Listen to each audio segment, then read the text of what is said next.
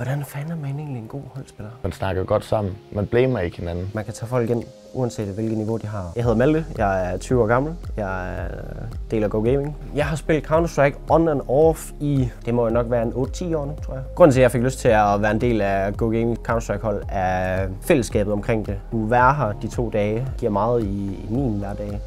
Og vide, at jeg kan se frem til at komme og spille computer med en masse fantastiske unge gutter. Få brugt min hjerne til noget andet, end at bare sidde og dængle den af. Counter-Strike har opbragt mange forskellige mennesker sammen. Et menneske, som gik ind ad døren, som jeg tænkte, hvem er han? Hvad skal jeg bruge ham til? Han er måske blevet min bedste kammerat i dag, fordi at, ja, vi har hinandens ryg både på serveren og uden for serveren. Pinskalim aja kapwa.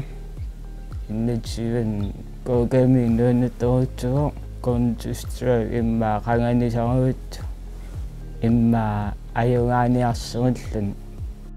Fordi jeg er opvokset med en mor og 2 brødre, så der ikke altid været plads til, at jeg kunne komme med mine problemer. Jeg er Kasper, jeg er 20 år gammel.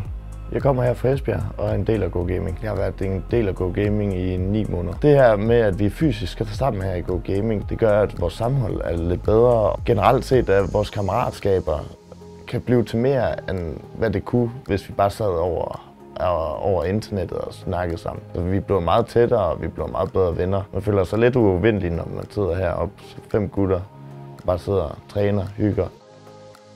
Jeg hedder Mik Frost, jeg er 24 år gammel, jeg er træner her ved Go Gaming. Grunden til, at jeg spiller Counter-Strike, det er fordi, der er meget basic, som du også kan bruge i de forskellige arbejdspladser. Der er konflikter, der er teamwork. Hvis der er en, der har en dårlig kamp, så skal du bare komme op. Det samme gælder et firma. Hvis der er en, der har en dårlig dag, så skal du være med til at bygge ham op.